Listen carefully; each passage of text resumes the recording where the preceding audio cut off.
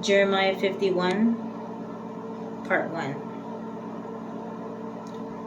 Thus saith the Lord, Behold, I will raise up against Babylon and against them that dwell in the midst of them that rise up against me a destroying wind, and will send unto Babylon fanners that shall fan her, and shall empty her land, for in the day of trouble they shall be against her round about. Against him that bendeth let the archer bend his bow, and against him that lifted himself up in his brigading. And spare ye not her young men, destroy ye utterly all her host. Thus the slain shall fall in the land of the Chaldeans, and they that are thrust through in her streets. For Israel hath not been forsaken, nor Judah of his God, of the Lord of hosts, though their land was filled with sin against the Holy One of Israel. Flee out of the midst of Babylon, and deliver every man his soul. Be not cut off in her iniquity, for this is the time of the Lord's vengeance. He will render unto her a recompense. Babylon hath been a golden cup in the Lord's land, that made all the earth drunken. The nations have drunken of her wine. Therefore the nations are mad. Babylon is suddenly fallen and destroyed.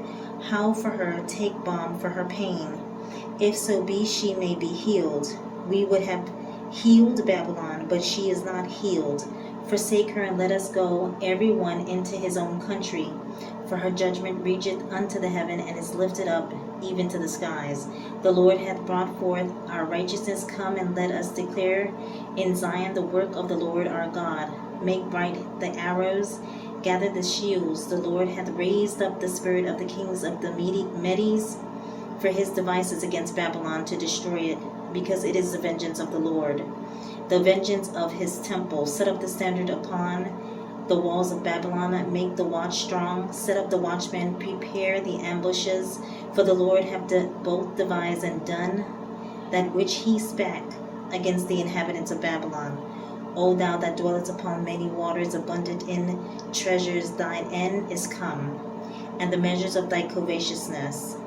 The Lord of hosts hath sworn by himself, saying, Surely I will fill thee with men as with caterpillars, and they shall lift up a shout against thee. He had made the earth by his power, he had established the world by his wisdom, and has stretched out the heaven by his understanding. When he uttereth his voice, there is a multitude of the waters in the heavens, and he caused the vapors to ascend from the ends of the earth. He maketh lightning with rain, and bringeth forth the wind out of his treasures.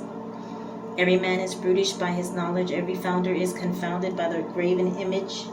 For his molten image is falsehood, and there is no breath in them. They are vanity, the work of errors. In the time of their visitation they shall perish.